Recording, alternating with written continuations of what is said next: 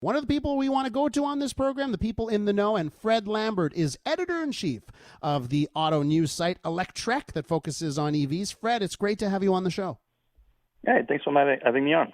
Hey, first things first, I want to point this out. So Elon Musk blocked you on Twitter. What's that all about, Fred? How can Elon Musk block the editor of the editor-in-chief of Electrek on Twitter? Well, for the exact reason, you need to ask him, not me, because I don't actually know why exactly. Based on the timing of his of him blocking me on Twitter, I would have to assume it's related to my critique of the way they've been handling the full self-driving package that they've been selling to consumers, including myself. I bought the self-driving package on my car, and they just haven't been really consistent in their communication about what they're selling to customers. And in this particular case, it was about the full self-driving subscription. Apparently, you needed to pay another $1,500 to get your computer upgrade, even though Tesla has been promising that they've been selling all cars since 2016 with all the hardware necessary to go full self-driving. I assume it's that, but it could be like a dozen other things too. I don't know. Well, it speaks volumes that Elon Musk cares enough about your opinion to block you on Twitter. And Fred, I want to point out for our listeners, you're based in Quebec. You're the editor-in-chief of one of the world's top EV sites, and you're based right here in Quebec. Tell us just a bit about that. I would imagine Quebec is that important of a space that you can be running one of the world's biggest EV sites based out of here. Well, yeah, I mean, we're pretty much of a global publication. Like we cover every AVs, not just the one that are available here. We cover AVs that are exclusive to China. We cover everything. We try to really focus on tracking the entire world transition to sustainable energy through transportation, and electric vehicles is the biggest part for the transportation sector. But yeah, I mean, Quebec, we are in such a great position to do the transition, especially since all of our energy is coming from a renewable source, all electricity, I should say. So every time we put a new EV on the road in Quebec that's being charged on the Quebec grid, it has such a tremendous impact that I think it makes sense for us to be leaders in this space. And we're starting to see some good things coming out of Quebec with we have a few like local manufacturers, a lot of charging station company like Flow that's producing a lot of stations in Quebec here. Taiga for electric snowmobiles and watercrafts, and we have some cool things coming up here in Quebec, I think. We're with Fred Lambert, editor-in-chief of Electrek. So, Fred, let's get to the news coming out of the U.S. Joe Biden's announcement. He wants that 50% of new cars to be electric by 2030. But I've heard some debate on this saying that target is too slow. In fact, if the U.S. wants to have an auto industry in 10 years' time, they got to go faster. I would love your take on this. What do you think about the U.S. latest move, and is it too slow? Well, like you said, first of all, it's a target. It's not there. It was kind of a fluff announcement on was on Thursday last week.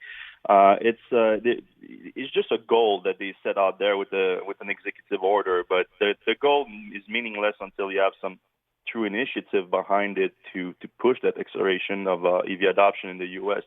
But our goal in Canada is not that different. We call it a ban on gas-powered car sales by 2035, but how enforceable is that ban is really not clear. So it's still also pretty much a goal, though you can argue, like, is it more aggressive or not? It's later, 2035, but it's 100% versus 50% to 2030. And also in the U.S., it does include plug-in hybrids, which murkies the water a little bit too. It's not zero emission, like it's zero emission up to a certain point. So yeah, I would argue that the goal is pretty weak. But at the same time, while it was kind of a fluff announcement to just propped up like really a press event for the big three to say that they are complying to really old emission laws that were introduced in the Biden era, but were removed during the Trump administration, and now Biden is coming back saying like, hey, we got the big three on board now, and that was kind of what they were announcing last week.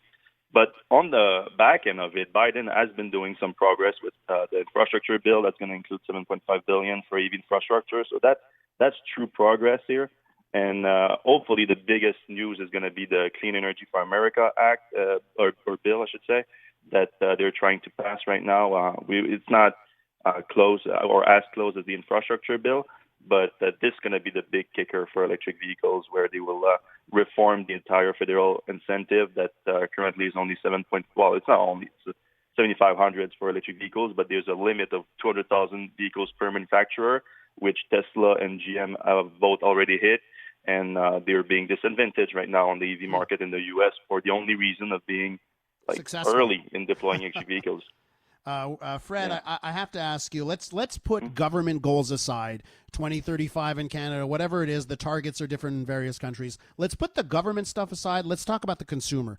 Your crystal ball, it's 2021. Let's go ahead 5 years. 2026, what do you think the market looks like?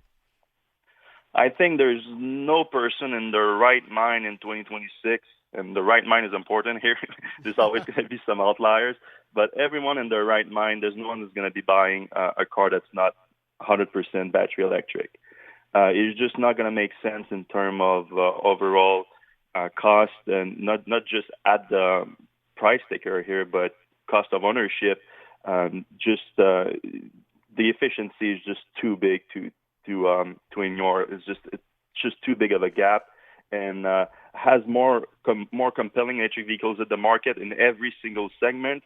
And when you start really looking into it, and you see that the best option in every segment is an electric, and by a wide margin, then the resale value of your gasoline cars are going to be dropping like crazy, and you're going to have to factor that into your purchase in the first place, because we're just talking about new cars here. We're not talking about used cars.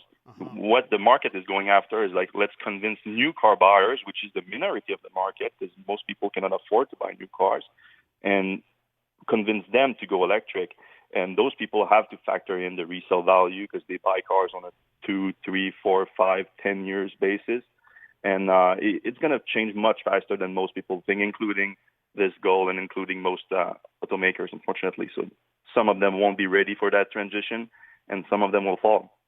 Fred, let me tell you, I said something last week this transition's coming faster than you think. I was looking at the Norwegian numbers. They're at 65% in the last month. And I said, that's going to be us very soon. And for you to say, within 5 years, do you think we're going to be at that point? I think that speaks volumes about how quickly things are changing. Do you think a lot of people in the industry they have their head in the sand, or they're ignoring the fact that things are going to change so quickly?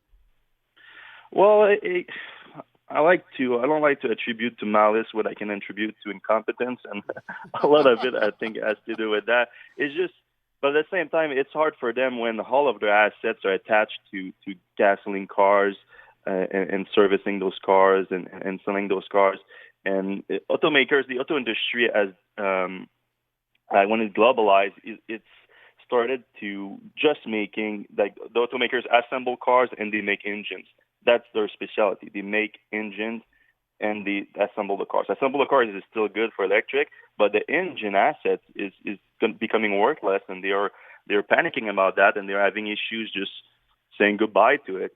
And everything, when it goes into your pocket, it's always hard to see clearly, and I think a lot of them are not seeing clearly on that front. And some of them are also just playing the market.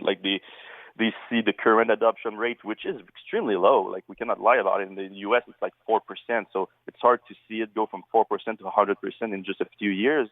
But there's going to be a giant consumer demand market shift that's going to happen as dozens and dozens of very compelling electric vehicles hit the markets in the next few years.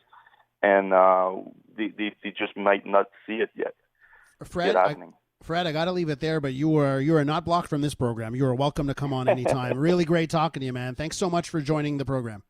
I appreciate it. Have a good one, man. Fred Lambert is the editor-in-chief of Electrek.